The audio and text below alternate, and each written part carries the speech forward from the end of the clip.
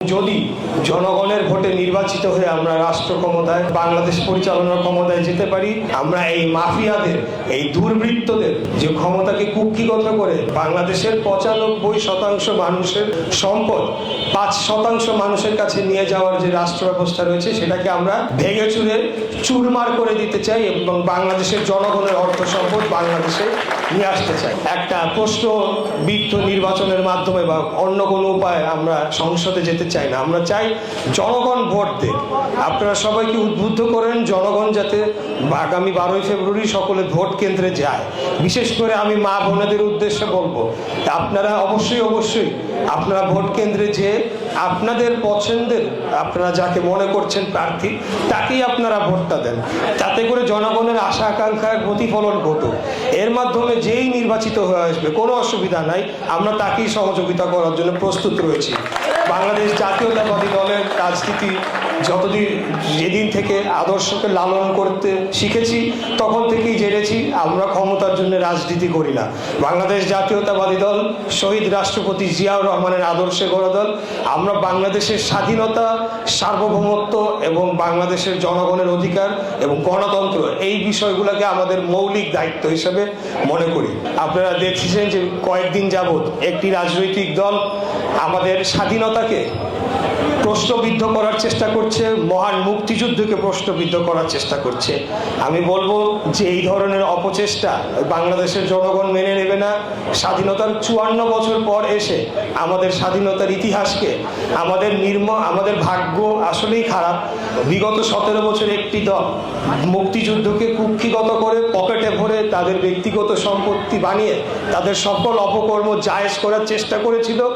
এখন আরেকটি দল এসে মুক্তিযুদ্ধই হয় নাই, স্বাধীনতাই হয় নাই, এই ধরনের একটা বয়ান দাঁড় করানোর চেষ্টা করছে।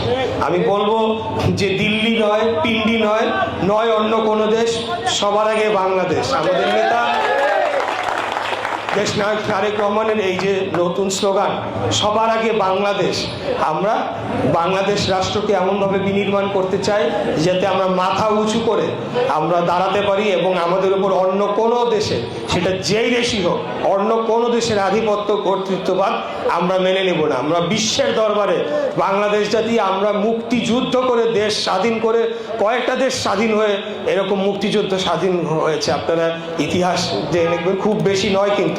অতএব আমাদের এই যে গৌরবোজ্জ্বল ইতিহাস, এটাকে কেউ প্রশ্নবিদ্ধ করার চেষ্টা করলে আমি অন্য আর কিছুই বলবো না, আমি খালি এতটুকুই বলবো, তারা তাদের জবাব আগামী নির্বাচনের পরেই পেয়ে যাবে। এটা আমি বিশ্বাস করি। বাংলাদেশের জনগণকে বোকা ভাবলে অত্যন্ত ভুল হবে।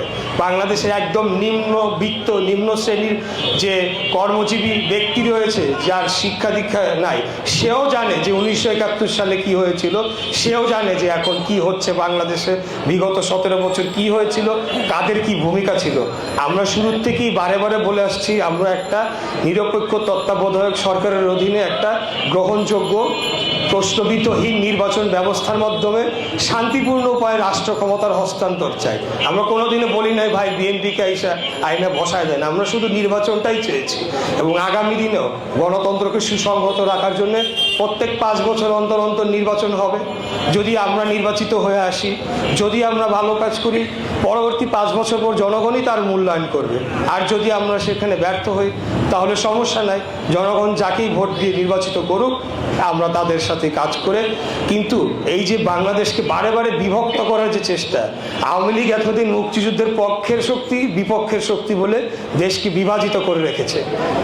আজকে আরেকটা শক্তি এসে মুক্তিযুদ্ধ হয় নাই, বাংলাদেশ স্বাধীনই হয় নাই, এরকম একটা কথা বলে আবারও সেই বিভক্তিটাকে বাড়ানোর চেষ্টা করছে।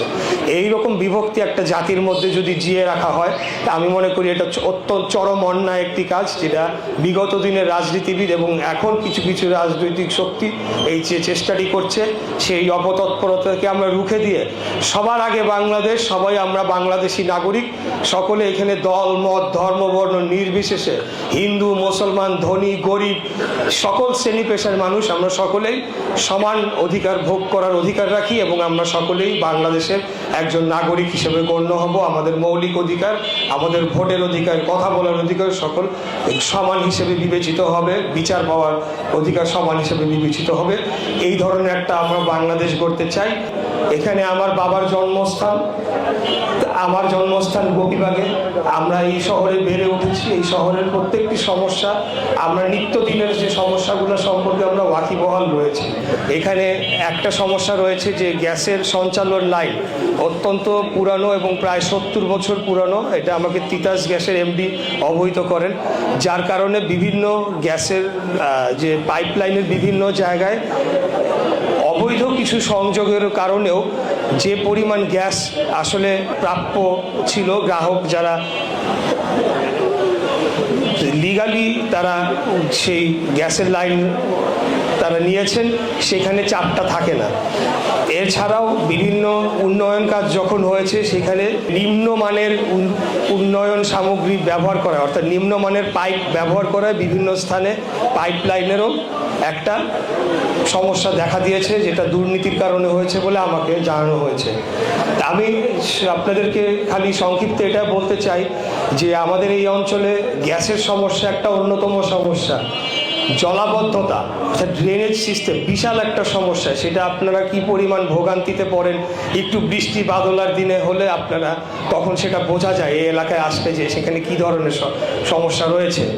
এর বাইরে এখানে মশা সমস্যা রয়েছে, এখানে পরিবেশের সমস্যা রয়েছে, এখানে যানজটের সমস্যা রয়েছে এবং অপরিকল্পিত নগরায়ন, অর্থাৎ এখানে যেভাবে পরিকল্পনা করা হয়েছিল সে পরিকল্পনার বাইরে গিয়েও অনেক উচ্চ বিল্ডিং এবং উচ্চ ক্যাপাসিটি সম্পন্ন, ধারণ ক্ষমতা সম্পন্ন ভবন নির্মাণ করা হয়েছে, কিন্তু সেই পরিমাণ রাস্তা সেই ভবনের সাথে যায় না, বা সেই যে আমাদের যে অরিজিনাল যে বিল্ডিং কোড অর্থাৎ ভবন নীতিমালা ছিল, নির্মাণ নীতিমালা, সেই অনুযায়ী এখানে রাস্তাঘাট নাই।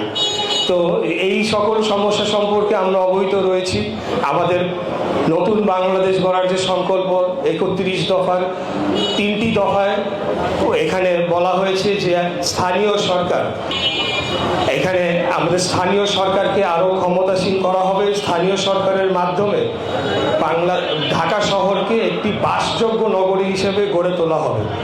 বিভিন্ন আন্তর্জাতিক সংস্থার রিপোর্টে দেখা গিয়েছে এখন যে বাতাসটা আমরা আমাদের নিঃশ্বাসের সাথে আমাদের শরীরে প্রবেশ করছে, সেই বাতাসে বিষাক্ত ধাতু এবং বিষাক্ত কেমিক্যালের পরিমাণ এত বেশি যে ঢাকা শহর পৃথিবীর সবচেয়ে দূষিত নগরীর তালিকায় প্রায় 250 থেকে 300 বড় বড় শহরের তালিকা করা আছে। সেখানে সবচেয়ে দূষিত নগরীর তালিকায় 1 থেকে 3 নম্বরে সবসময় ঢাকার অবস্থান রয়েছে, যা ওঠানামা করে। তো এই সকল সমস্যা থেকে আমরা আমাদেরকে এবং আমাদের পরবর্তী প্রজন্মকে আমরা মুক্তি দিতে চাই। এই যে আমাদের বিষাক্ত পরিবেশ, বিষাক্ত ধোঁয়া এবং অন্যান্য আমাদের যে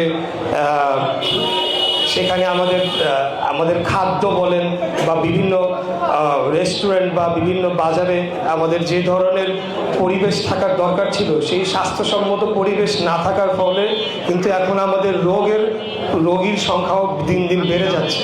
তা আমরা সেই আগামী দিনে আমাদের পরিবেশকে এমনভাবে গড়ে তুলতে চাই যাতে করে আমাদের এই নগরী তো বাসযোগ্য হয় এবং আমাদের এখানকার জনগণ তারা স্বাস্থ্যসম্মতভাবে সুস্বাস্থ্য নিয়ে বসবাস করতে পারে। আগামী প্রজন্মের যারা শিশুরা রয়েছে তারা যে এই ভয়াবহ পরিবেশে বেড়ে উঠছে, সেখান থেকে তাদেরকে পরিত্রাণ দেওয়ার জন্য আমরা অন্তত কাজগুলা শুরু করতে পারি। আমাদের যে সমস্যাগুলো সেগুলা কিন্তু ইতিমধ্যেই চিহ্নিত। এই সমস্যাগুলো নতুন নয়, আমাদের এই পুরান ঢাকার এই অঞ্চলে এই সমস্যাগুলা বহু বছর ধরে বিদ্যমান রয়েছে। কিন্তু বিগত 17 বছরে খুবই স্বৈরাচারী ফ্যাসিস্ট শেখ হাসিনার আমলে যে বিনা ভোটের যে সরকার বারে বারে এসেছে, তারা যেহেতু জনগণের কাছে তাদের কোনো দায়বদ্ধতা ছিল না, যেহেতু জনগণের দুয়ারে এসে তাদেরকে ভোট চাইতে হয় নাই, তারা রাষ্ট্র ক্ষমতাকে ব্যবহার করে অন্যায়ভাবে ক্ষমতাকে দখল করে বাংলাদেশের অর্থ সম্পদ লুটপাট করে বিদেশে পাচার করে দিয়েছে। বাংলাদেশের 30 লক্ষ কোটি টাকা অর্থাৎ প্রায় 6টা বাজেটের সমান অর্থ বিদেশে পাচার করে দিয়েছে বিগত সরকারের আমলে। আমরা সেই রাজনীতির পুরোপুরি পরিবর্তন ঘটিয়ে এমন একটা রাষ্ট্র ব্যবস্থা গড়ে তুলতে চাই। এই যে অর্থ পাচার করা হয়েছে এখানে সরকারের সাহায্য ছিলই, কিন্তু এই মহোৎসবে যোগ দিয়েছিল খুনি হাসিনার যারা মাফিয়ারা ছিল, এই বড় বড় মাফিয়া গ্রুপ যারা বাংলাদেশের জনগণের বিভিন্ন সময় তারা নিত্য প্রয়োজনীয় দ্রব্য বলেন সেগুলা সিন্ডিকেট মাফিয়া করেছে এবং সব সেক্টরে আমাদের মিডিয়াকেও সেই একই মাফিয়ারা নিয়ন্ত্রণ করছে। আজকে কিন্তু সেই মাফিয়ারা বহাল তবিয়তে রয়েছে। তা আমাদের নেতা দেশনায়ক জনাব তারেক রহমান উনি আসলে এবং যদি জনগণের ভোটে নির্বাচিত হয়ে আমরা রাষ্ট্র ক্ষমতায় অর্থাৎ বাংলাদেশ পরিচালনার ক্ষমতায় যেতে পারি, আমরা এই মাফিয়াদের এই দুর্বৃত্তদের যে ক্ষমতাকে কুক্ষিগত করে বাংলাদেশের 95% মানুষের সম্পদ 5% মানুষের কাছে নিয়ে যাওয়ার যে রাষ্ট্র ব্যবস্থা রয়েছে সেটাকে আমরা ভেঙে চুরে চুরমার করে দিতে চাই এবং বাংলাদেশের জনগণের অর্থ সম্পদ বাংলাদেশে নিয়ে আসতে চাই। যে আমাদের দল অত্যন্ত আন্তরিক, এই যে সমস্যাগুলো আমরা চিহ্নিত করেছি এগুলো সমাধান করার জন্য আমরা আন্তরিকভাবে চেষ্টা করব এবং আমরা 3টি মেয়াদে আমাদের উন্নয়ন কর্মকাণ্ডগুলো চালিয়ে যাব। স্বল্প মেয়াদ, মধ্যম মেয়াদ, দীর্ঘ মেয়াদ। স্বল্প মেয়াদে আমরা এমন কিছু কাজ করব যেটা 1 বছরের মধ্যে জনগণ তার সুফল পাবে।